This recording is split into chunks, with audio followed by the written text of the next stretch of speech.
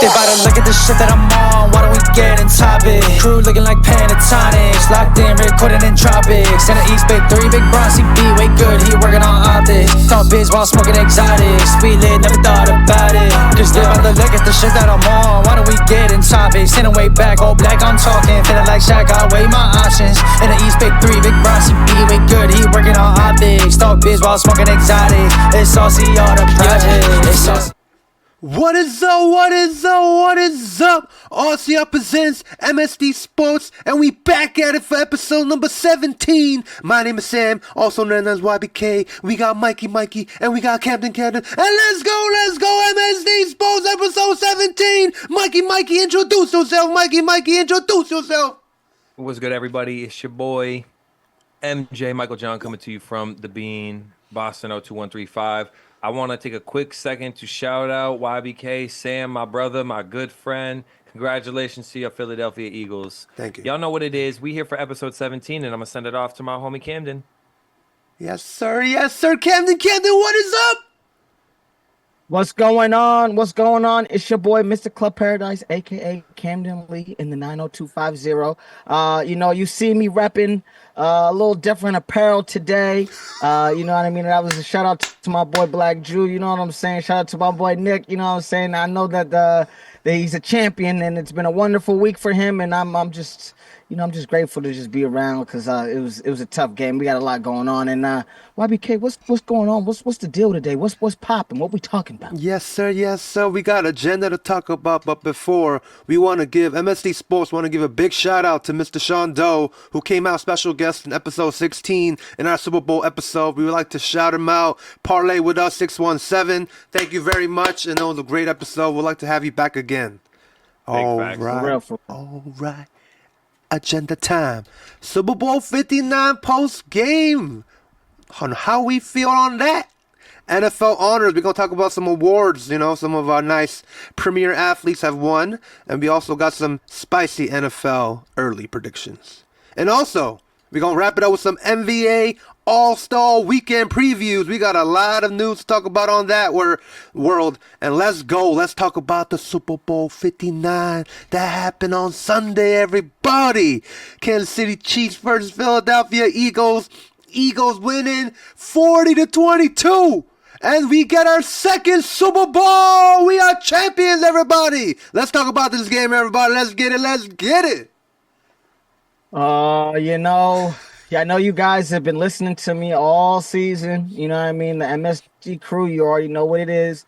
Your boy was rooting for Kansas City for most of the year. You know what I'm saying? Most of the time, I felt as though, these guys were going to come for the three-peat. But I was mistaken. You know what I mean? All the juju leading up to this game was all messed up. You know what I mean? Between the halftime performance of, someone just putting extra bullets in somebody, between, just the late night situations. I heard there's some voodoo down in New Orleans. It was a travesty. Patrick Mahomes running for his life. Again, the Philadelphia Eagles beat the Kansas City Chiefs 40-22. To be honest, guys, I said on this last podcast, you know what I mean? When I was with the boys, I was with the crew, I was feeling a little uneasy. I was getting text messages about, my normal situation just not being the normal situation. And to be honest, I was jacked up. Patrick Mahomes was jacked up. It was a travesty. You know what I mean? The whole week they were talking about what is your biggest loss? What is your biggest loss? What's the loss that you feel like is the one that haunts you the most? He said it was against Tampa Bay when he played the Tom Brady led, team. But I think it was this past Sunday. When I tell you this man could not have a second to throw, the defensive line of the Philadelphia Eagles front four was unstoppable. Like I said, Travis Kelce, nowhere to be found. I mean, you see me with the hat, guys. My man Black Jew, my man Nick was talking all week saying, hey, I was uneasy. But he knew he had it in the bag probably in the first quarter. It was unbelievable. Michael John, talk to me, man. Were you watching this game? Because I know we were talking a little bit from time to time. How did you feel about this? Like, just first thoughts. Yeah, I mean, I'll just say the last team to three-peat is Diesel and Black Mamba from 2000 to 2002. It's gonna be a while before we see a three-peat in a major sporting league. Like sports is too. These athletes are at an all-time high. Sports medicine, sports science, competitiveness. It's at an all-time high. So with that being said, like respect for the Chiefs to even have a chance to three-peat, because that's it's an incredible feat to even have the opportunity to do it. That being said, I feel like the talk of the week was too much centered around the Chiefs three-peating and not enough around how well-rounded the Eagles have played this year. And I know the Chiefs, we've had our questions about them because even me, I was the one in the playoffs, as we talked about on this podcast. Like, where are these points coming from that y'all are predicting for them to go to the Super Bowl with? Because y'all are saying they're going to score 30, 35 versus the Bills. I just didn't see it happening.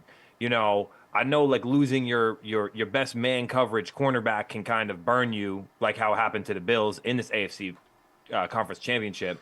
I didn't think that they'd put up 22 points only, and with that being two garbage times touchdowns. So, I mean, I want to take it from the beginning of the game through. Like YBK, when you was watching this game, take me through like the first quarter and your initial feelings, like because you're coming from a Philadelphia Eagles fan standpoint. Like, how are you feeling when we're talking about first quarter here and going into the game? Like, what was your feelings like? First quarter was when Jalen Hurts ran it in, right? On the first quarter? Tush push? Yes, okay. Push up. I was honestly, the first quarter, of course, Super Bowl, we all nervous, final game of the season, we going in it, we're going. But honestly, from the first play of the game, that offensive interference call, I was like, oh, okay, now we're going siding with the Chiefs again. I was getting worried. I'm like, oh no, what if this is going to be a game where all the refs are going to be in their side? I'm like, oh man, this is not going to be good. But honestly, we turned it around. We got the ball back, scored, got that touch push, Jalen Hurts. Defense looking good. And I feel like, all right, this was a good first quarter. And I felt like first quarter wise, it was decent, but I want to give props to that second quarter though, Mikey. That second quarter.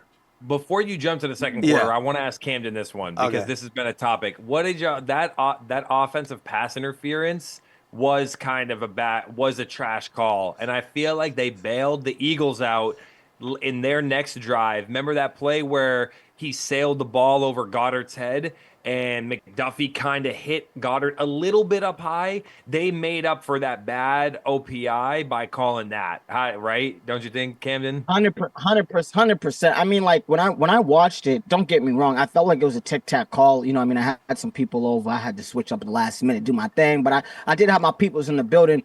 And the first thing I saw when I saw that AJ Brown sticking out his hand, I said, bro, you didn't have to do that. You really didn't have to do that, only because you had a legit separation on him. Now I get it; it's a natural kind of occurrence. And so in terms of a ref, I was like, oh, that's kind of a weird call to me. But I knew kind of out the gate after that first pass, I was like, oh snap! I was like, these guys are playing one-on-one coverage, and Kansas City hasn't seen a number one receiver yet. And then when I saw Kansas City doing these 3 and outs, especially when they got the ball the first time, because I'm thinking, okay, Philly comes down, tush push, normal. We expect this to happen. It's 7-0. Then I'm thinking, okay, maybe Kansas City comes down, kicks a field goal just to keep it close. But they didn't. They had no momentum. It's just and just stalling, and it kind of looked like talking a little bit what we were talking about during the regular season. Kansas City kind of playing a game where they're waiting and kind of seeing, where I was like, these guys don't look like they have a lot of energy coming out in this first quarter. Like, it really doesn't feel like they think they're going to win this game. You know what I mean? Maybe they're supposed to, but I was not feeling very confident after that first, you know what I mean? And the Goddard one, it was a little high. And is in the Super Bowl, we're trying to protect these players. Like, if he put his whole oomph into it and actually delivered a strike, he could have not got it out the game. So I felt like both calls being in the first quarter, the refs kind of was like, hey, like, we're going to call stuff, but we're going to let you play. So I was nervous. I'm not going to lie. I was nervous on Thursday when we shot episode 15. I was nervous. So come on, Pip. Come on. Yeah. You know what I knew it was an issue was the when the first down went to Juju to start the game, I was like, that's either a really good sign for the Chiefs or a really bad sign for the Chiefs. Yeah. I feel like when Pacheco went down with his fibula injury, like early in the year, he never came back Mhm. running hard again. And you know how he runs hard like a train. You've seen the memes about Pacheco. They needed some of that because even though he wasn't super effective, Sam, Saquon was taking the totes and running hard at the linemen, and they was collapsing on the run, but it opened up the pass Mm-hmm. game. What did I keep 100%. saying to y'all? You cannot man press AJ Brown. You cannot No, you man can't. press that guy. You cannot. And I feel like we really, really saw that happen. So, I mean, I'm not surprised I that mean, that Saquon had a hard day though.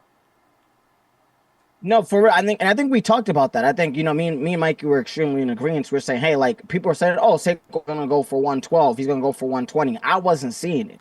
That I knew no matter what, it just wasn't happening. I mean, one thing that when we think about these stats, right? Let's talk about the rushing yards from Kansas City. The number one rusher, again, like I said when we talked about in this last podcast, Patrick Mahomes, 4 carries for 25 yards. His longest was 8.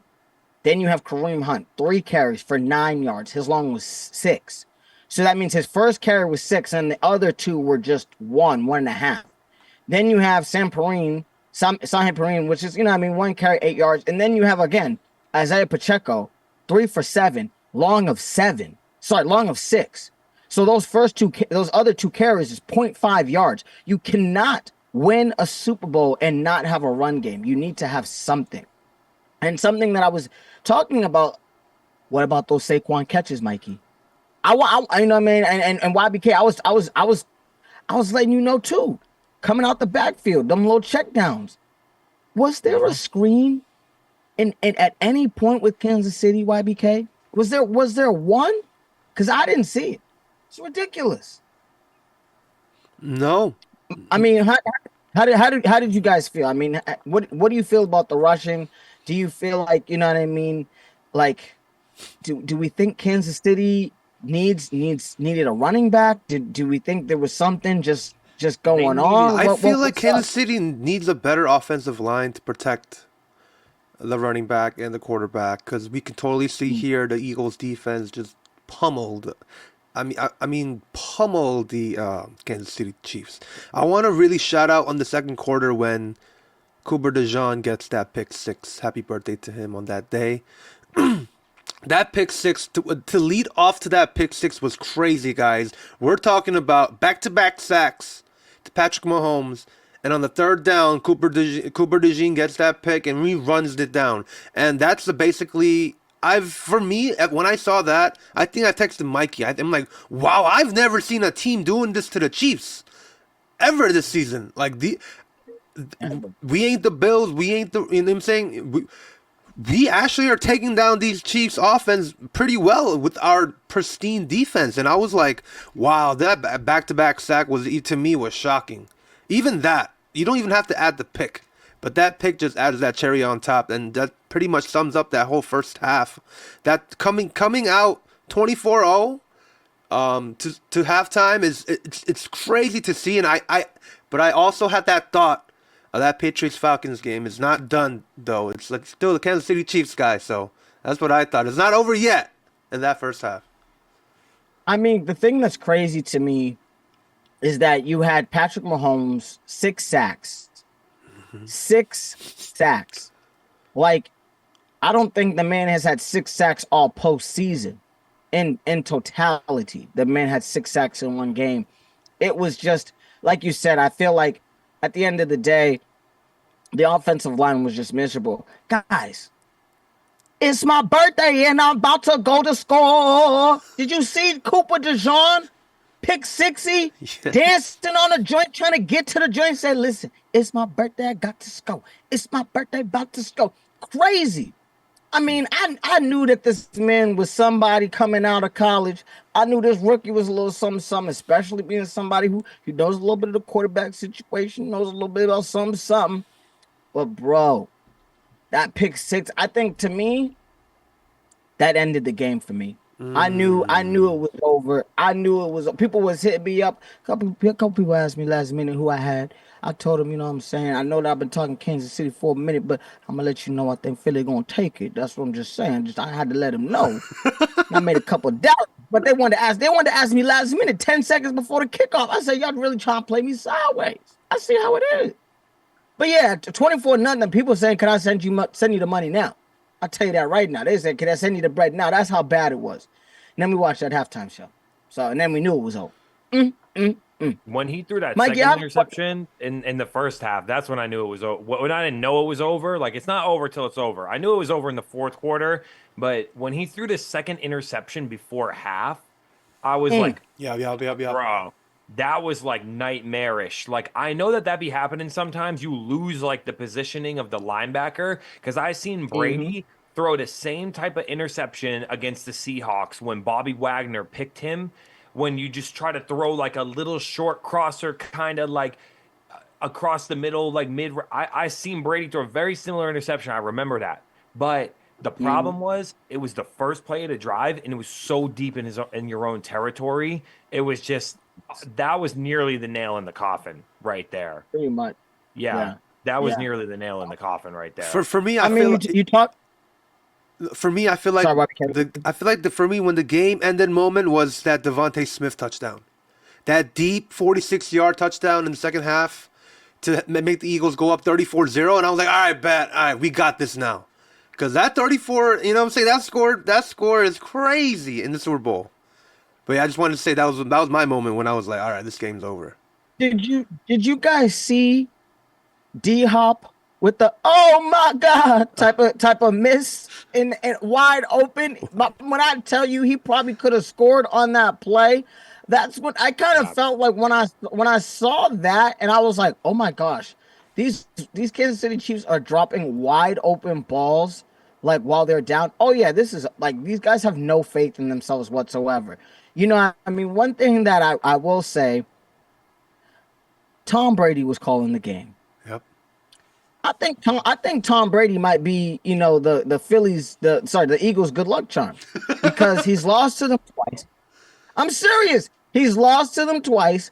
The man was practically giddy when he was seeing Mahomes throwing these interceptions. I think I didn't hear him speak for about 2 to 3 minutes on one drive, just being astonished on the fact that Philly was just murdering this boy. Listen, if anybody who won this past weekend, there's two people in the history of the game. I think it's Jalen Hurts, and I think it's Tom Brady. Jalen Hurts has cemented himself as a legitimate quarterback in this league, someone who wins despite the numbers, despite the situation. You know what I mean? Just because we can't do it don't mean we can't do it. You know what I'm saying? And Tom Brady. Because the GOAT conversation after watching that game is put a pin in it, like that voodoo doll that we were seeing online. We're gonna put a pin in that for a second. Cause I'm gonna tell you right now, put a pin in it, cause he ain't doing it like you're doing it, baby. He ain't doing that boy is so lucky that he got those dead time touchdowns, because the line ended with he threw for 3. But that's crazy. Him throwing for three touchdowns, like right. It did not feel like it was dire. They had like 30 yards go in the third quarter. In the third quarter, they had 30 yards or something. Yep. I think you mentioned it when though every play wasn't going their way that needed to go their way. Like D-Hop, when you're down 24-0 after catastrophe, dude, Moses parted the seas right before him. It was like all he had to do was take the rock. But I mean, and I root for D-Hop, bro. I root for D-Hop. He's a great player. He don't drop balls, but sadly it just, you know, they must have had a voodoo of him somewhere as well sticking it in his hands. Yeah, I mean, Travis Kelce had no receptions in the first half. The first time ever in his career. It never happened before. It's tough. It's tough when you trying to block, right? And then you trying to get off the line and run your routes, but there's no time. I think Mahomes was seeing ghosts early. And I think we have to revert back to a conversation we had last week, talking about Vic Fangio and the job that he's done with the #1 ranked defense, across all the five major categories for defensive like ratings and Yeah. stats this year, they were #1 in out of five and #2 in the others, if I'm not mistaken, for the Eagles, like points per game, yards per game, rushing, passing, etc. So you got to give him credit. This team did not blitz once. Yep. They didn't blitz. They rushed No. 4 the whole game. So it's hard to blame a team for not succeeding when you're getting 16 QB pressures, 6 sacks, right? Fumble, getting decimated. Bro, he got decimated on the strip sack. That boy got his elbow yanked out. He got his face pushed in. That play, that like, double I don't hit. care. Yep. Like, bro, even if there was a penalty on it and whatever, they take it back. I'm not gonna lie. That was like, I'm punching you in your face. Do something. Do something. Right? Do something. That was the mentality. It got to his head. I think one of the things that you just you spoke about and we did talk about is Fangio. I mean, Vic was the defensive coordinator against those Patriots in 2007 when they were undefeated. You know what I mean, with the Giants. You know what I mean. Vic did have an amazing defense in Denver with Peyton. You got to understand, Vic Fangio is that guy on defense, and I think one person that we really didn't highlight that I really would love to just give some flowers to, Brandon Graham. Brandon Graham came back off of his tricep injury, where most of the time during those injuries is usually the whole season. You usually don't get that time. But the man came back, and I really felt like he put some fire under those young boys. He's been in the playoffs before. He's been in these situations where, hey, guys, if we take care of our job and we do the things that we need to do, this game is over. And I think him coming back to the lineup in the Super Bowl truly allowed, I think, the defense to have an anchor and really feel like there's nothing that's going to stop us this year. I mean, between Fangio and the defense, there's somebody that, you know what I mean, we gotta just give a second. Just 10 seconds. Jalen motherfucking Hurts. I'm gonna say that one more time, and I usually don't be cussing like that on this show, but I gotta say it one more time. Jalen motherfucking Hurts. The man had 11 carries, 72 yards, and a touchdown. He also went 17 for 22, 221 yards, and a touchdown. He did have an early pick, which I expected because, again, it's a defense. It's a defensive matchup. I wasn't too worried. It was a bad pass. Somebody was right in his face. Yeah. But when I tell you, this boy was yanking that ball, going crazy. Michael John, did you see that pass to A.J. Brown on us? Oh, my goodness. The boy looked crazy on that mother. Yeah. Crazy. That's what they want Lamar to do. Like, this is what, like, the Ravens want Lamar to be, because Lamar is more explosive and faster on the feet, but he don't have the patience, I feel like Jalen Hurts has shown in this playoff run and in the previous playoff run to the Super Bowl.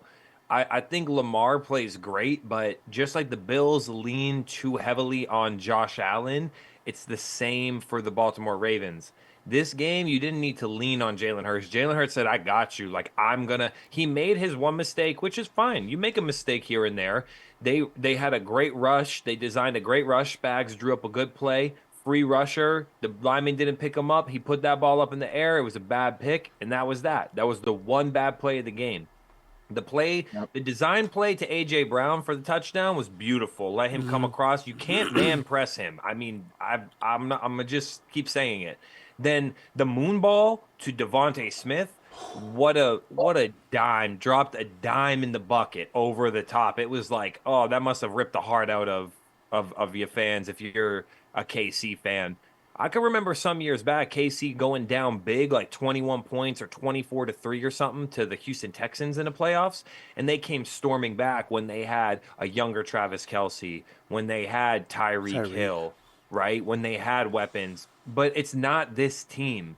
This Chiefs team is we play a close game, and we learn we could be 17-0 in our last one-score games, but not when you're down that big. Not this design team. It's not meant for it. I really think the praise is all deserved for Jalen Hurts, man. He put that the legendary picture of whichever teammate was behind him and got that picture of him on his Oh, phone, yep. and they The seen lock that screen. background, bro. They seen that background, and it said a lot. And I think it really he fixated and focused on turning that around, and now he's got his own picture of the green and silver confetti coming down on him. I totally agree. One shout out I want to give in that Eagles offense is the man we talked about last week in that Super Bowl episode, Mr. Jake Elliott, guys.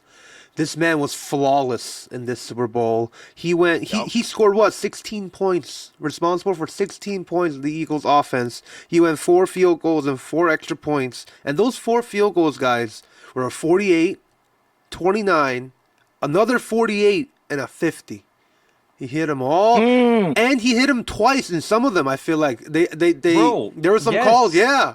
They kept getting the penalties, 5-yard penalties. He kept on bro. kicking it in, Bring though. it back 5.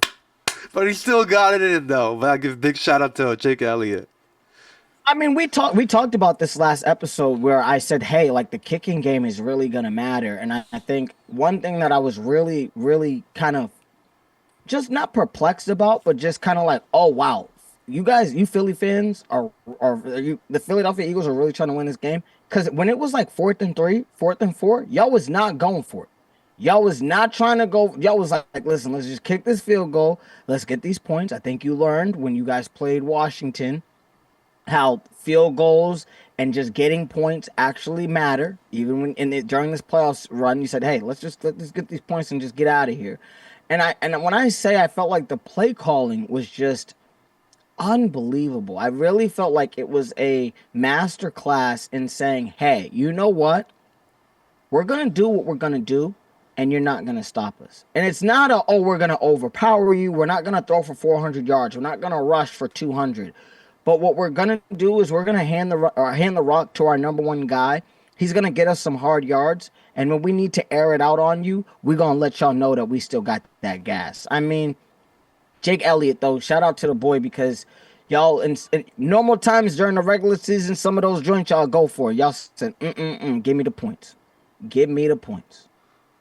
You know, one guy I do have to shout out, though, on the losing side, Xavier Worthy. He had 8 catches, 157 with 2 touchdowns.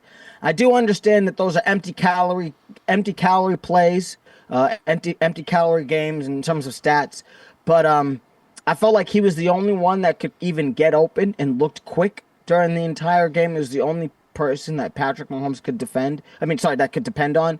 Guys, how do we feel about this wide receiving core? We have Xavier Worthy, we have D-Hop, we have Juju, we have Hollywood Brown.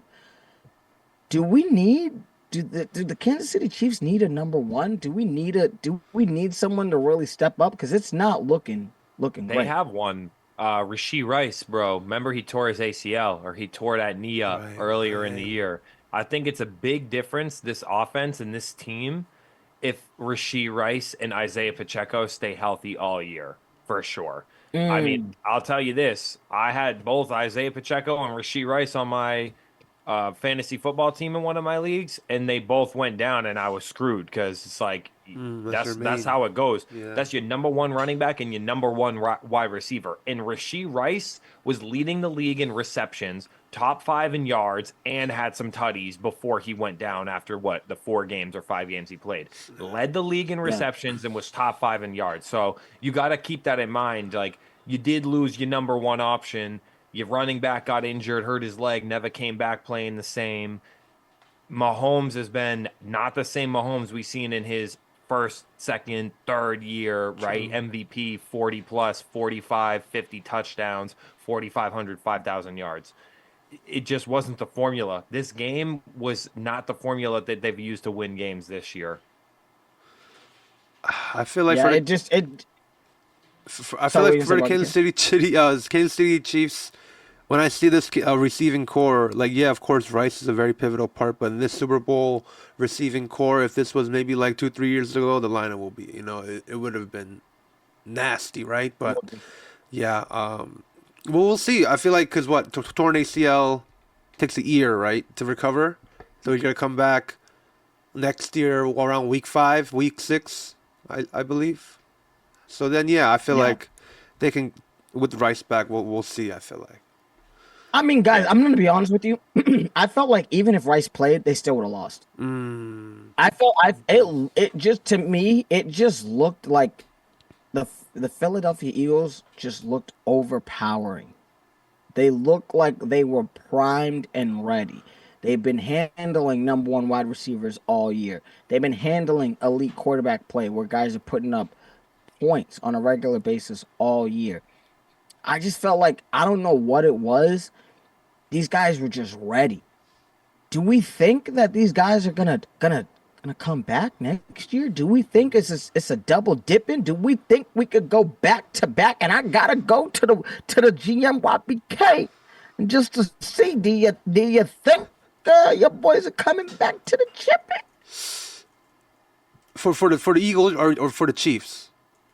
For the Eagles, for the Eagles. Oh, That's for the the only one Eagles. that won, baby. That's the only one that won. In terms of contracts, I don't know who is a free agent in terms of contracts, but definitely I'll come back. I mean, look at our defensive core. They all young guys. They all younger than 25. They're still growing. They're still under development, but there's Super Bowl champions, right? So I feel there's so much more we can do. And in terms of coming back, I'm definitely coming back. I think we're the number one projected in terms of odds to win the Super Bowl next year. I don't know. Correct me if I'm wrong. I think we're the number one to win next year. So to repeat. So yeah, let's get it. Run it back. Run everybody back. Even the staff, even the coaching, like everybody. Listen, you are losing your offensive coordinator, so that's the only thing that's really going to change. You don't really have any big free agents that's coming out on the docket that you need to pay. You guys have really been able to cement all the guys that you need. You might maybe do some free agency, maybe a Myles Garrett, maybe somebody else might be coming. I'm not sure, Trade for Myles Garrett. but it definitely looks like, you know what I mean, based on the roster and the cap, y'all, you know what I mean, in the drafting you guys do, it's looking pretty good. It's looking pretty good. One question I have for the crew, and you know what I mean, my MSD Sports crew, you guys can, comment, message, subscribe, let us know while you're doing the thing. Is the Kansas City Chiefs' reign over? Is the dynasty dead? Because it took Brady a decade to get back to the chip. Do we think that the Travis and Mahomes experience, the State Farm experience, do we think it's over? Is this it? The Travis, yes. The Mahomes, no.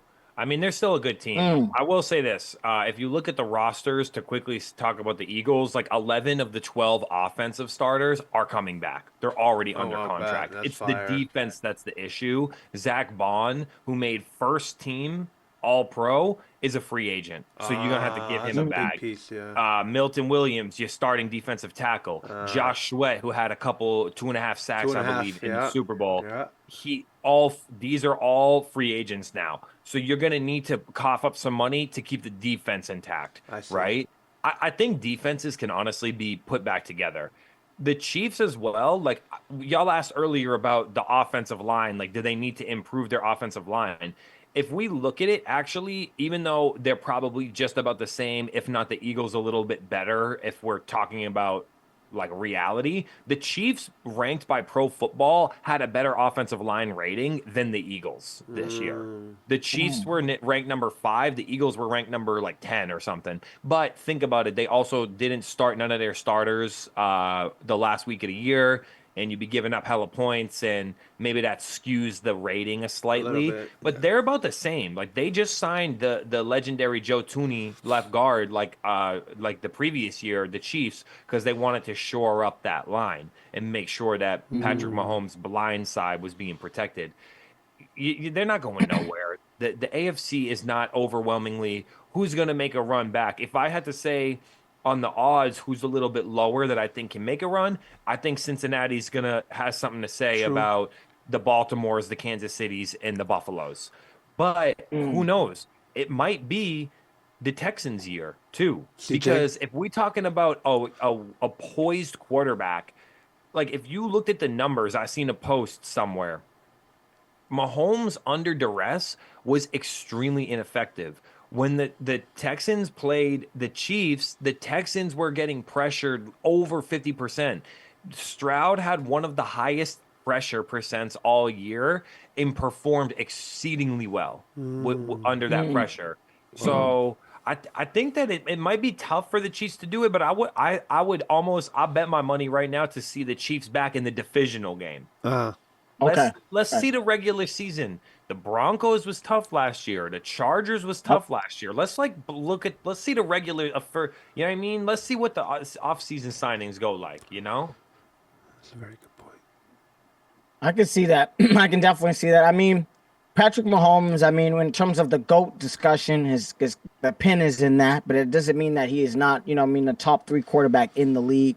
This situation in terms of, you know, the Super Bowl game, you know, is a defining moment in his career. You know what I mean? Now he's 3-2 in Super Bowls. However, it's not over for him. So I do know he has a number of years. You know, we're wondering if Andy Reid is still going to play, is still going to coach. I wonder if Travis is still going to play. You know what I mean? I wonder if, you know, if Rice is going to get suspended due to his racing a little bit. We'll see. We'll see what happens on that. So you know what I mean? I'm hoping that during this offseason we make a couple good moves because it looked ugly. It looked ugly. Yeah. Is there any last minute? Yeah. Sorry, can we say this? This is what I want to say. Saquon broke Terrell Davis's single season rushing record. 2,504 rushing yards, including playoffs, of course. But this is a legendary season. The Giants, I mean, they were already a meme in the offseason before the season even started, talking about, I won't be able to sleep well if Saquon signs with the Eagles. I mean, how must you feel right now? The most rushing yards ever. NFL history. So when Terrell Davis did this himself, they won the Super Bowl as well. The Broncos won the Super Bowl when Terrell Davis did that too. So take that. I mean, listen. I mean, Saquon is unbelievable. I mean, I saw the chain that Ben the jeweler gave him after the game. That 26 diamonds on me dancing because it was just a cultivation of the entire year. You know, we think about that last game of the season, him sitting out. So much of the media, so much of the people, so much of the frustration was just spewed out because they felt like, you should have got the record. You should have got the record. But you know what? YBK was saying, listen, screw the record. I want the chip. And you know what? 26 got it. Diamond Dancing got it. I mean, if I'm the Giants, I might not, if I'm a GM, I might never have a job again. If I'm a coach, I mean, the coach really don't do much, but I'm just saying, if I'm an owner, I might need to sell my team because how is it that the first year I let this boy go, he run for the most yards ever, win a chip, change a franchise, and I'm sitting in the cold in the same division. Make it make sense. Yep. Make it make sense. Yep. That's like giving $2,000 to your worst enemy when you won the lotto and you homeless. Make it make sense. Yep. I'm confused. Exactly what you said, David. Exactly what you said. Saquon Barkley signed that 3-year, $38 million contract with the Eagles to win championships and not rushing titles. But big shout out to Saquon Barkley. But in terms of the Eagles, on Friday is going to be their parade. February 14th. Starts at 11 o'clock. They're going to go all the way to City Hall, and they're going to end it at the Museum of Art, where they're going to have their speeches. And I feel like it's going to be crazy. And you know these Philly fans, they're notorious for being crazy. So, if you're a Philly fan, if you have some time, if you have no work, buy your ticket to Philly and enjoy that parade. It's going to be a party. It's going to be a party, guys.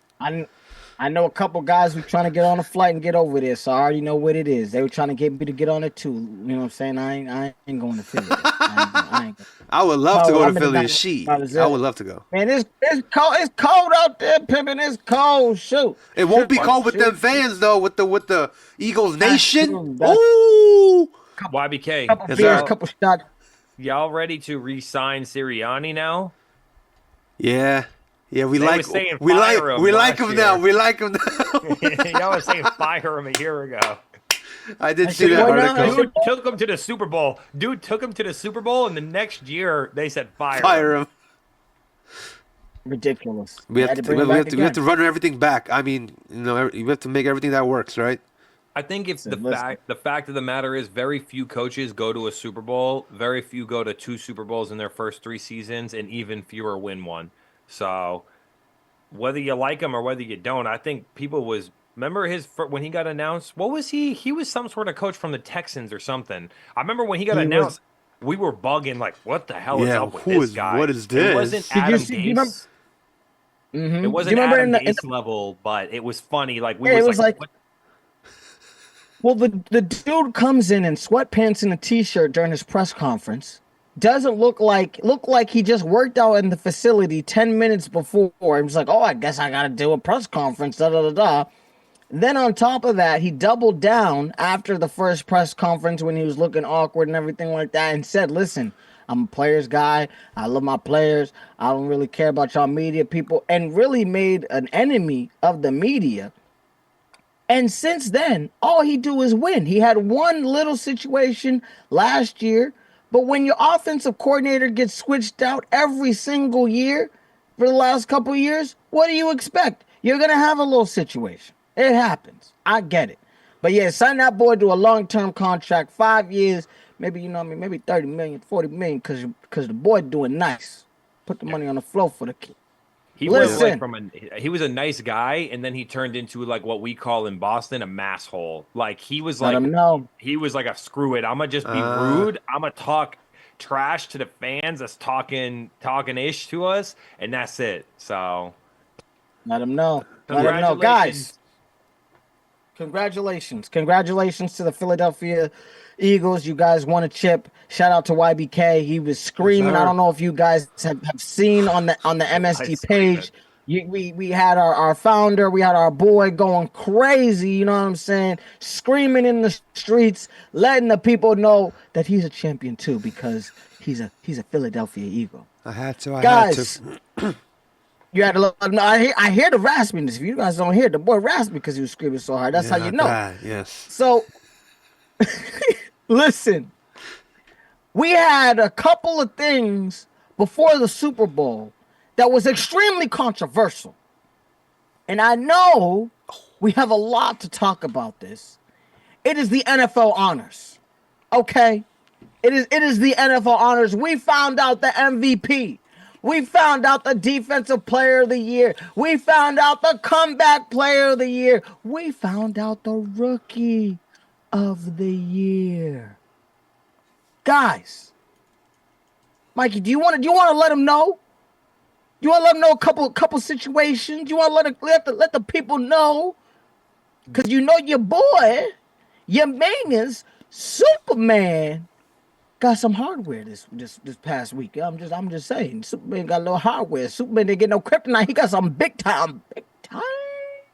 that was a close vote. What did y'all think? Because this is what I'm confused. I thought it was going to be from the beginning when we started talking about these awards. I was like, to me, it's Josh Allen this year. But if you're going to give first team all pro to Lamar, how do the same voters not give him first place in the MVP ballot? I'm just confused. At the same point, last year, Josh Allen's stats was a bit better, and Lamar got the MVP nod. So it was like they changed the precedent. It's hard, guys. Like I feel like we can't just look at stats. You do got to look at who is more relied on their team and who drives success more. It's hard to say that Josh Allen was better than Lamar Jackson, but I also do feel like since he didn't get it last year, it's like Jokic winning all these MVPs. You just don't want to give it to him no more. And that's what I felt like this year because Lamar had a better year this year than any of his MVP seasons. I mean, the thing for me, I think it was Josh Allen's award to lose, and I think him making it to the AFC Championship game against Mahomes, I think the voters, and I know that the votes were technically, sent out before all of these or before the playoffs, but I felt like they all knew Lamar has that Lamar situation in the playoffs, And if Allen can at least win one game or two games, he'll be able to see Mahomes. And if he loses to the GOAT, then it's fine. Or if he loses to the perennial number one right now, it's all good. I mean, I'm very grateful, you know what I mean, for the fact that he was able to win an MVP, because I feel like we put a lot of disrespect on Josh Allen's name. I know for me, sometimes I even have a little bit of stuff to say in terms of his turnover battle, but I think from where he came to where he is now, it was a huge improvement. It's not like he can win comeback player of the year or things like that, but I mean, he was the most valuable player to that team. If you put, a Drake May or a Bo Penix or even a Bryce Young on the Bills, I don't see the Bills being the elite team that they are. I do not see them going to the AFC Championship game. I just don't. Um, I do understand with Lamar. Mr. Jackson is Mr. Jackson. The guy is just unbelievable. He's uh,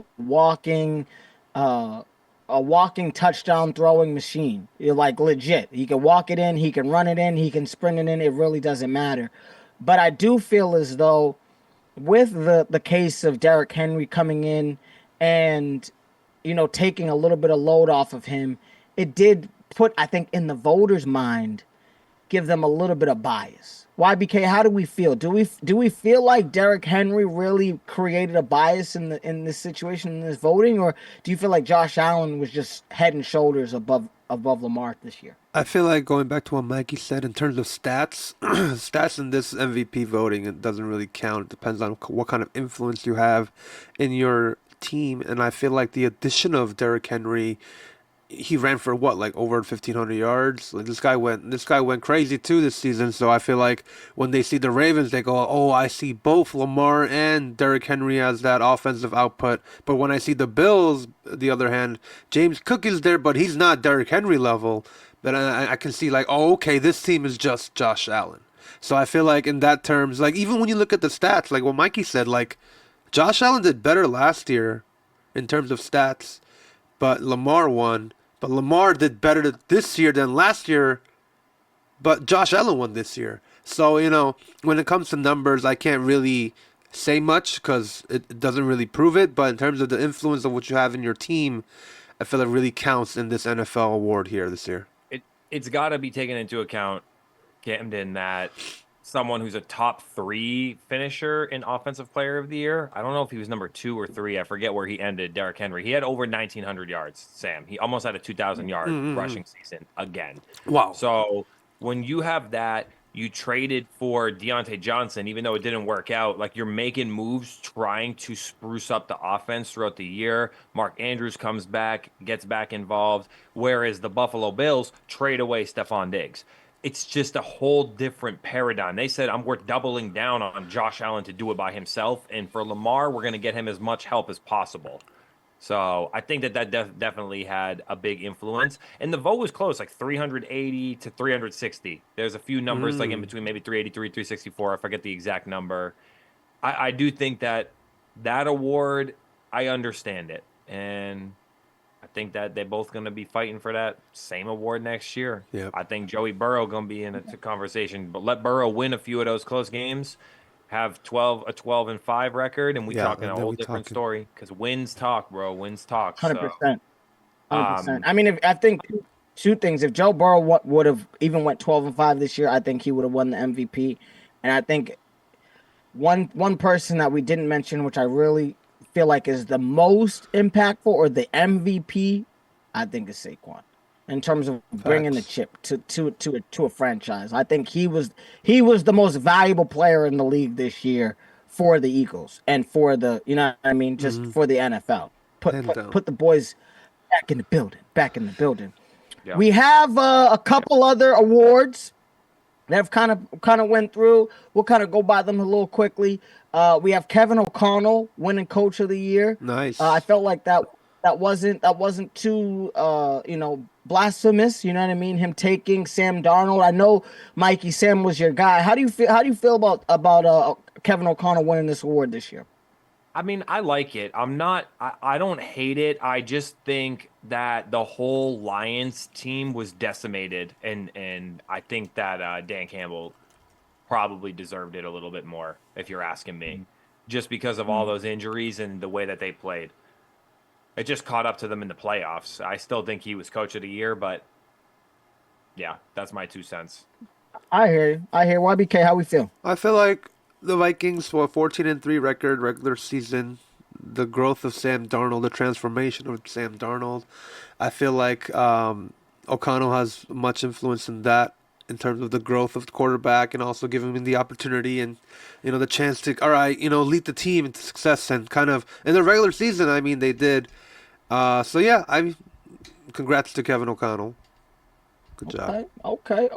We also got the defensive player of the year, Patrick Surtain. I think that was great. He did an amazing job. I know that Denver is a depleted franchise in terms of the cap, depleted in terms of players. Still paying Russell Wilson. Bo Nix, the rookie, is trying to do what he got to do, but I was pretty happy about that. You know what I mean? I know this one. I love. You felt like it was Y'all remember when we talked about our predictions for awards? Because I remember we was talking, and I told y'all if I was given the award, because I remember we was talking to y'all like, well, T.J. Watt, Myles Garrett. Oh, right. Who were the front runners? And in fairness to you, I was like, that's fine. But I'm like, if there's going to be anyone close to when Gilmore did it, it's Patrick Surtain this year, because that man was like Revis Island out there. That's how good he was, and I'm glad that he won this one. Very glad. Listen. We have a hometown favorite who won this award. I gotta have the boy, you know what I mean, YBK, introduce this one. I heard it was an offensive player of the year. Yes, sir. We got the 2024 NFL Offensive Player of the Year going to the recent world champion, Mr. Saquon Barkley. Of course, I wanted the MVP for him too, but we gotta give it to the quarterbacks. But big congrats to Mr. Barkley on the crazy season that led the Eagles to the Super Bowl. Let's go. Agreed. Unbelievable. Your boy Mikey, your boy Joey won something too. What happened? I heard he got a couple some. What happened on your boy? I honestly have like a little bit of an issue with the comeback player of the year award, because like Joe Burrow had a great year, but he's coming off injury. It's like I feel like when Geno Smith came back from his hiatus of being benched for years and then put on a great year, 4,000 passing yards, 30 TDs. I could see it much more. I think they need to reclassify this award into something because this confuses me. Like, I don't know how Sam Darnold isn't the comeback player of the year. Joe Burrow has finished in top 5 MVP voting before. Like, you're not coming back from nothing. You came back from injury. So boo-hoo. Yes. So that's the only thing for me that's like a little bit, this award confuses me. And Joe Burrow deserves all the respect and accolades. I just don't understand how the award is classified. That's not a comeback player. That's an MVP caliber player playing MVP caliber. It's weird. I feel like, dude, they changed the qualifications a couple year where you have to be coming back from injury. I know that we both, with Mikey and Sam, all three of us, we felt that Sam Darnold was probably going to be should be the winner, but due to the fact that he didn't come off of an injury and he just came off of the fact that he was on a different team, as a backup, that he didn't win that award. I do feel like they need to switch it back to what it was, where it's, hey, a guy that we didn't feel like was having a breakout season to do something, kind of like the Bakers and things like that. You know what I mean? Even Phillip Rivers, I think, won a comeback player of the year award just because he had a monster season with Antonio Gates one year. So, I'm a little disheartened. Joe Burrow's still that guy. I'm not sitting here like disrespecting Joe Burrow like he is the true top 5 quarterback. But I was definitely a little like, hey, I felt like Sam Darnold should have got this award. One award definitely though that in terms of I really felt was well deserved. Defensive Rookie of the Year, Jared Verse for the Los Angeles Rams. The boy played out of his mind. I felt as though that Rams secondary really benefited from the boy. And I don't think the Rams really make the playoffs or really do a long playoff push if it wasn't for him. I really wanted to throw that out. If anybody has any other thoughts about that, that's great. But I know I want Mikey I need my boy Michael John to talk about that Rookie of the Year award because, oh my God, this boy was crazy. Well, I feel like this is maybe for you to comment on just as much as me because I feel like I said this so long ago. I said this at the beginning of the year. Take a handle, Jaden Daniels on the Rookie of the Year. This has been Take from a handle. this has been so long that I've been saying that. But the question is, where does Bo Nix factor into it all? Because Jaden Daniels had a great year, but Bo Nix had a great year too. And I feel like that's the only conversation of anyone else that I could think of to be involved in that, right? Jaden Daniels is You had nasty, though. Jaden Nasty. Daniels is that guy. Take a handle, Jaden Daniels, like for real. I think Michael John put that. We need to put that on a T-shirt one of these days. Take a handle. You know what I'm saying? I think first off, you have guys. You know what I mean? Like Quinion Mitchell, you know what I mean? You got guys like Deshaun, you know what I mean? Cooper Deshaun, okay. You got guys like Thomas Jr. on the Jags, okay. I'm cool with that. You got guys like Malik Neighbors, okay. I'm also cool with that. But in my mind, it was a two-man race, and one of those men was just Lightning McQueen at the end of the day. Bo Nix is a great player. I think what Denver has done with him in terms of Sean Payton's tutelage to help him in his rookie year, I think was unbelievable. But guys, you're in the NFC Championship game, playing against soon-to-be champions of the world. And if it wasn't for your boys playing Hot Pocket, I dropped my Hot Pocket out the microwave, it could have been a close game. Jaden Daniels is that guy. I think not only is he Rookie of the Year, I think he's going to be a perennial top 10 quarterback. And if he doesn't have that sophomore slump, we might see him in the top 5 in the next couple of years. Oh, my goodness. One comment, one last thought on all of these awards.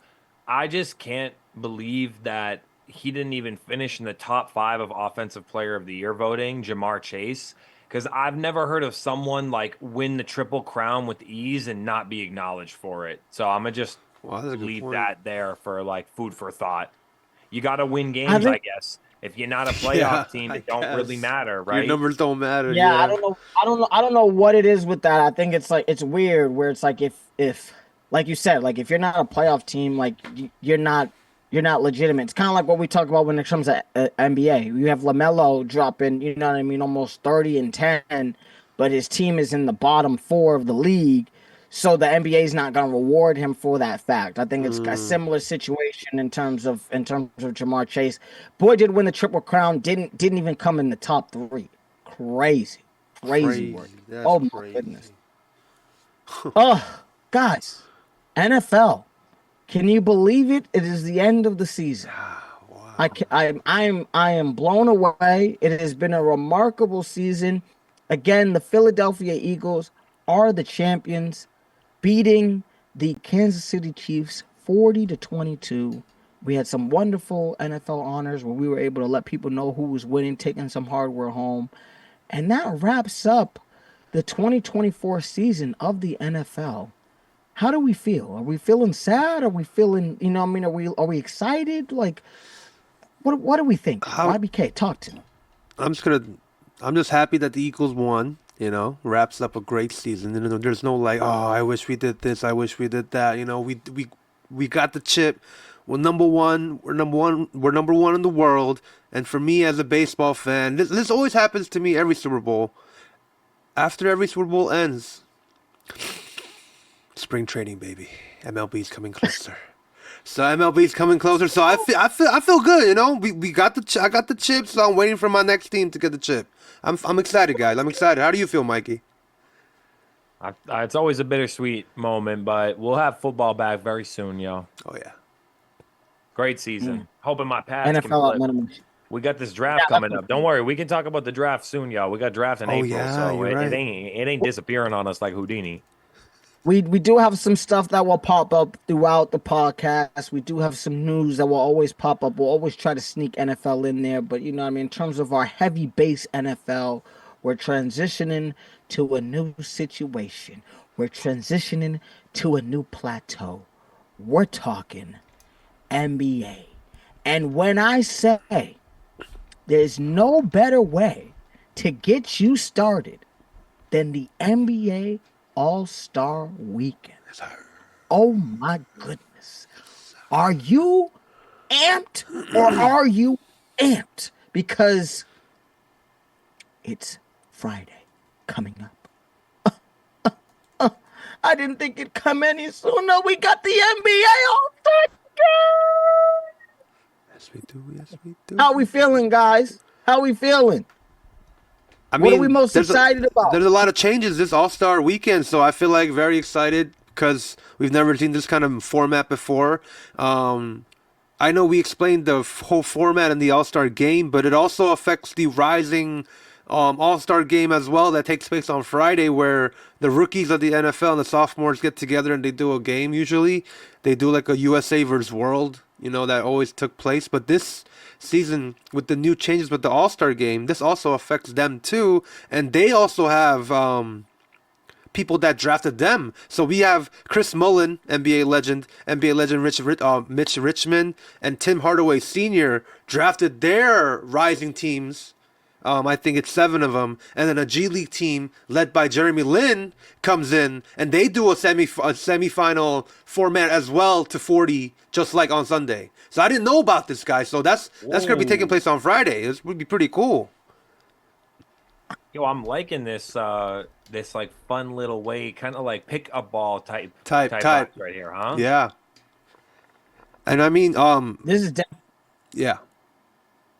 Yeah, this is definitely bringing some excitement into the league. Like, I didn't even know any of this. So, you know what I mean? YBK is letting your boy know, Camden Lee, you know what I'm saying, the information of this weekend. Yes, sir. I mean, this is crazy. Like, unbelievable.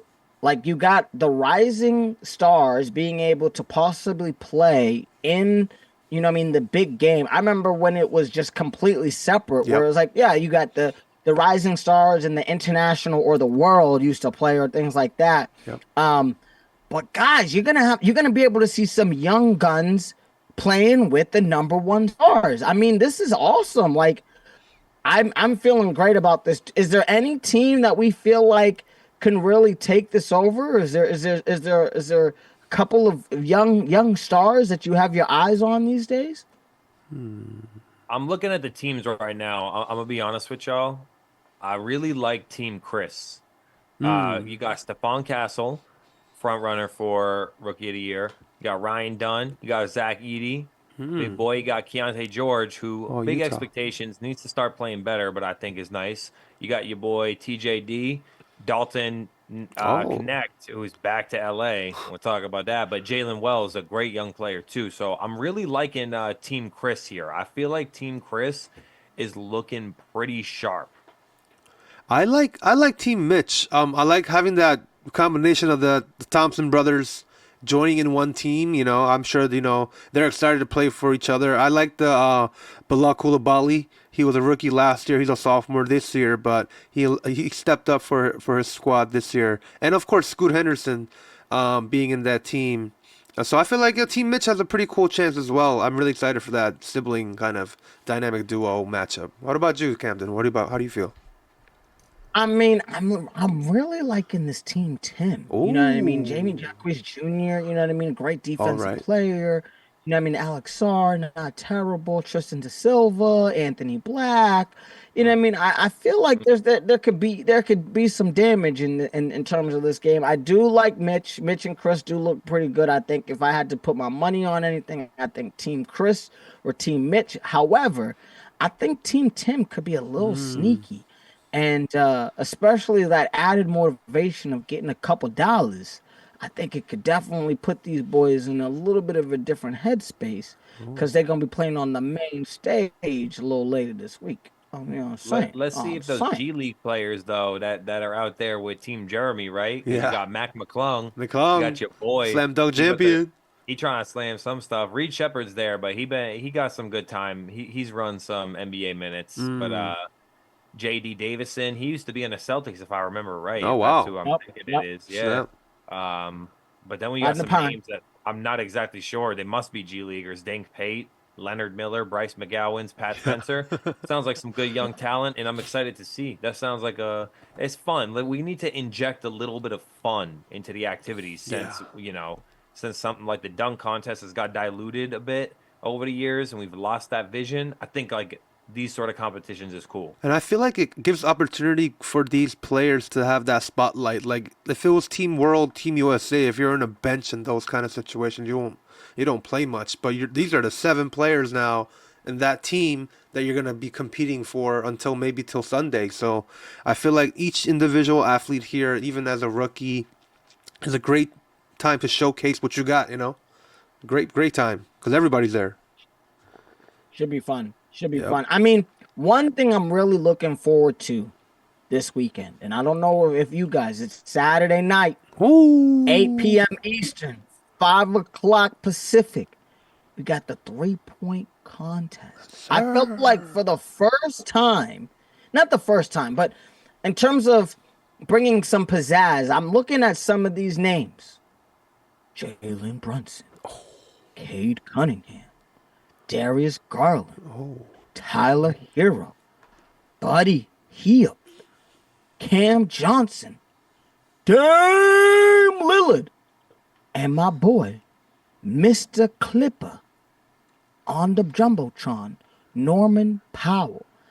I feel like for the first time, this is the 3-point contest that I want to watch.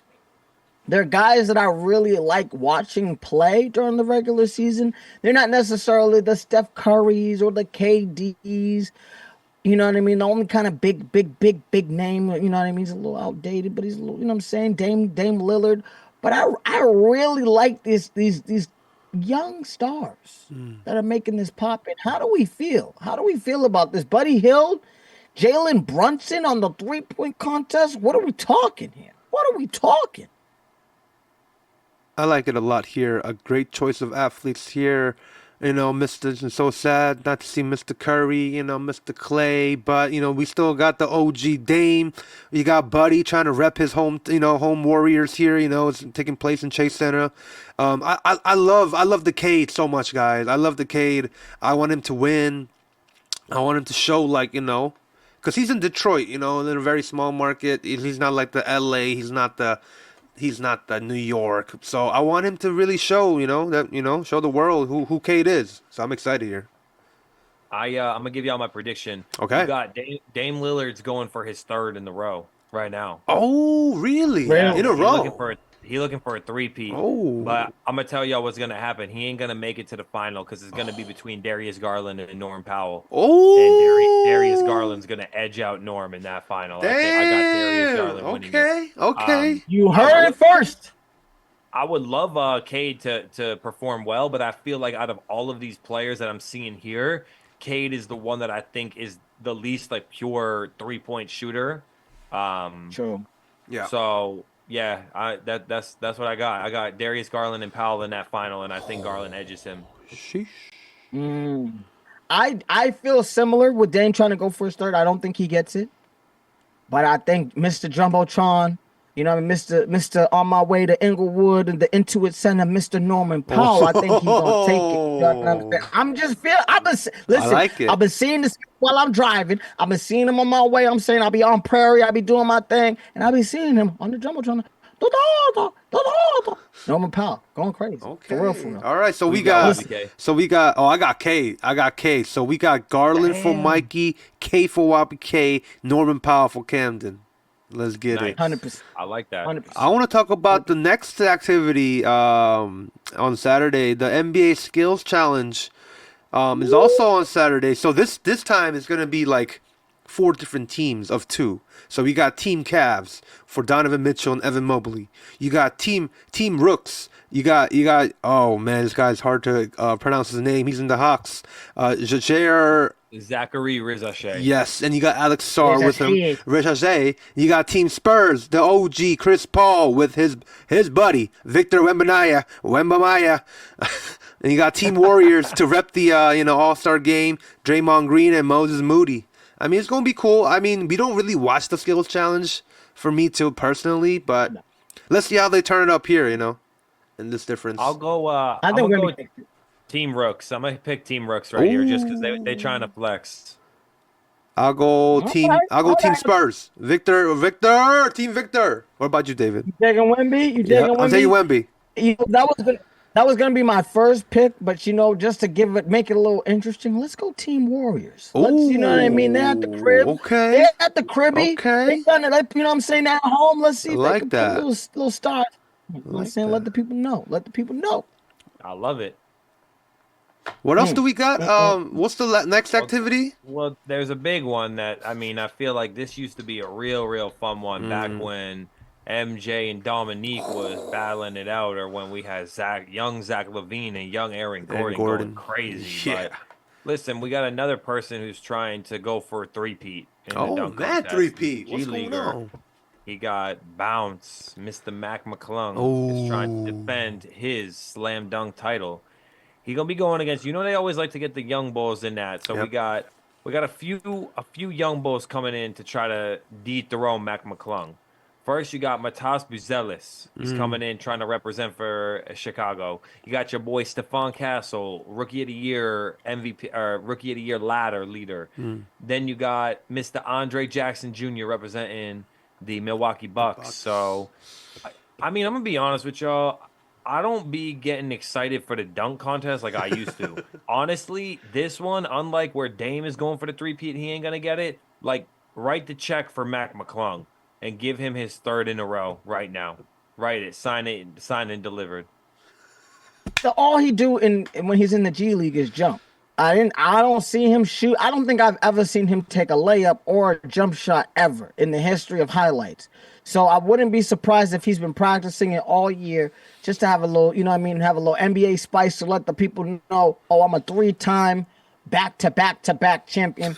I'm gonna take McClung and I'm gonna just let him know when I see the ticker come across my phone, because I probably ain't even gonna watch this one in terms of that. Do you remember back in the day when the stars was dunking? When the stars was out here? This is ridiculous. They got a bunch of G League players. Come Yeah, out. this is not the way to cut it. But I'm going. Wow, we're going 3 for 3, guys. I was gonna go McClung too, because I mean these 3 other contestants, I don't really see much going on here in terms of hang time and high flying kind of player. And McClung kind of showed us for the past 2 years pretty cool dunks. I agree with David too. I might not tune in on this one, but I'm going McClung here on the 3 for 3, guys. I'll watch the highlights for sure if Sure. I can't catch Yes. it live. True. I might be putting in work. I'm not gonna lie. I might be putting in some work. So if I have to, I'll catch the highlights. All right, guys. But I And catch I think that's the activity for Saturday, but on Sundays, the highlight all-star tournament style starting, and we got the team names, guys. If you guys didn't know, Shaq's team's called the OGs. Kenny's team's called the Young Stars, and then you got Chuck's team's called Global Stars, and you got, I think, Candace's team. I think it's the Rising Stars, something like that. But yeah, we got the names going there, and we're gonna have the Young Stars versus the Global Stars, and we're gonna have the OGs versus the Rising Stars. So it first starts at 5:20 Pacific, 8:20 Eastern, 6:10 Pacific on the next semifinals, and then it's gonna be 10 p.m. Eastern, 7 p.m. Pacific for the championship. And I feel like it'll be I cool. love it. It'll be very cool with these. We know the rosters for each team, so I think it's gonna be nice. Should be a good game. I'm excited. I'm not sure who's going to win, just because I'm not sure in terms of the rising stars who's going to be coming out of the field. But if in terms of just these 3 teams, I mean, I'm loving the OGs. I got to be honest. I mean, between LeBron, Steph, Anthony, KD, Dame, Jason, and Kyrie, I think it's over. The OGs take it. You know what I'm saying? I'm not sure who's gonna be the young stars coming out, but I think the OGs about to get it popping. Sam, what you feeling here? I feel like I think I told you guys before when the lineup first came out, I'm going straight OGs as well. But I'm looking at the matchups and I'm like, guys, I think the NBA is trying to just make the OGs go to the finals, because I don't think the Rising Stars teams have. I mean, it could be a good game, but I don't think they have a battle with these 3 teams going, right? So I feel like the OGs are automatically going to be placed to the finals, but I'm going OGs here. All right, then I'm gonna have to go ahead and take the Global Stars. No problem. Ooh. I'm kind of glad that Giannis is hurt, so he's gonna have to sit out because your boy Trey Young can actually play the All-Star game because Yes, he they can. do him dirty every They year in did the him dirty. All-Stars. So, yeah, I'll take the Global Stars, no problem, yo. Y'all telling me I have to live with SGA and Jokic and Cat and Victor. Spida and Wemby. I'll live with it. I'll take it, y'all, and we'll see y'all OGs in the final. All right, let's get it. Because I think Global y'all can Stars and definitely take the OGs in young the final. stars. Y'all definitely Yeah. going to take the young stars for show. It's going to be Yeah. OGs versus 100%. global stars. It's going to be the I show to will say, watch. don't you think if there's one team though that might play with a little bit more, if we're talking about ranking and how much tenacity is the team's going to play with, I will probably say the young stars and the rising stars, I would assume want to put on right now. True, But the true. OGs might try to say like, listen, we still boss. Like I'm gonna show y'all who boss. I'm gonna Oh, show yeah. y'all who got the championships. Oh, yep. So Got the rings. yeah, let's see. I think this is exciting, and let's see how this pans out because Adam Silver, he's a bit creative and he's open to different things, right? He's made these comments about let's reinvigorate All-Star Weekend. Let's think about the way that global basketball works globally in 10-minute quarters versus 12-minute quarters, and Yeah. I think like he wants to bring the game to heights it hasn't seen before. So let's see if this is fun. I want competitiveness, and if it has to Facts. be OGs versus the youngins, shit, let's get it. I'm down. Yeah, word. I totally agree. It's going to be fun. I'm excited, y'all. I mean, I feel like we got a lot of good NBA to delve into, and I don't know. I feel like we touched a lot, guys, today. It's disappointing. For It's real. bittersweet to say goodbye to NFL, Yeah. but looking forward as this NBA keeps going, huh? I mean, yeah, the second half of the NFL NBA. Yeah, exactly. Yep. That's what I'm saying. NFL was great. You know what I mean? We love the National Football League. You know what I'm saying? It's great to have, weekly games. But every other day is kind of nice, too. You know what I'm saying? And with MLB coming around the helm, we're going to be busy. It's going to be a lot of news, a lot of situations, a lot going down. Just make sure you stay tuned. I tell you that. Come on, baby. Come on. Yes, sir. Yes, sir. Yes, sir. Super Bowl 59 was a great Super Bowl. Great NFL season. Great 2024 season, especially if you're an Eagles fan. Fly, Eagles, fly. Congrats to all the fans. Congrats to the organization. Congrats to Mr. Saquon Barkley. And in the next part, I think we're going to talk about more NBA, huh? Take some NBA news. We got a lot of news. And Got a lot of MVP news. talks, like we're going spicy talks in the half of the season now. So we got like what, 2 months left, 3 months left of basketball to the playoffs. So Yes, sir. things are gonna get crazy. Yeah, we'll be back with the MVP ladder. We'll be back with the rookie ladder. We'll be back with the standings talk. We'll be back with plenty of news. And I'm also be coming to you. You got your residential UFC expert, and we just had a nice pay-per-view card that just passed. And we'll be back to talk about that and to talk about some upcoming fun fights that's in the cards. I like that. Let's get it. Let's get it. Let's get it. Is there any last minute remarks that we want to make? You know what I'm saying? It's our last NFL situation. You know what I mean? Other than maybe some tidbits here and there. Is there anything else anybody want to say real quick? Eagles run back Listen. to back, baby. Celtics, baby. Celtics is going back to back, baby. We doubling up the back to backs. We're going back to back. back there and back to back over here. I like it. Y'all ain't right. Y'all ain't right. Shout out to the Kansas City Chiefs. Y'all did all right. I mean, making it to the Super Bowl 3 times is very difficult. Hopefully, we see Mahomes in it at some point. But let's get somebody fresh for next year. I want some. Talk about it. You said 3 times. They did it 5 times, bro. 5 times. Well, I'm talking about they got to Yeah. the Super Bowl 3 times in a row. So that's not. That's, you know what I'm Yeah. saying? I'm cool. When was the last time they didn't go to the Super Bowl? It was what? It's been a while. 2019? It's been a while. Yeah, I was gonna say them fools. Even when they lost to Tampa Bay and they lost to the Eagles, but every other Super Bowl in between they've won. So I mean, boo hoo, Kansas City. That's how I felt when we was being a Pats fan. Boo hoo, we lost to the Eagles in a shootout. Wow, like we'll be back, you know. So We'll be back. We'll be True. back. All Oh, right, guys. great episode, Yes, guys. sir. Episode 16. 17. Sorry, I can't believe it. Oh my goodness. Yes, 17 sir. episodes. Can you guys believe that we'll be at 20 in a Almost couple? 20. I know. Guys, Kind of crazy. We gotta do something. Might have to do something special for Kind episode of crazy. 20. I You know. know? Something real special. Yes, sir. Yes, sir. RCR Presents MSD Sports. That was episode number 17. 17, guys. You can find us on Apple Podcasts, Spotify, YouTube, Amazon Music, iHeartRadio. And you guys already know, my name is Sam, also known as YBK, at YBK up in here. We got Mikey, at Michael John DeStefano. We got Camden, at Mr. Club Paradise. And that was MSD Sports episode number 17, folks. We'll see you in the next pod, everybody. Peace! Peace.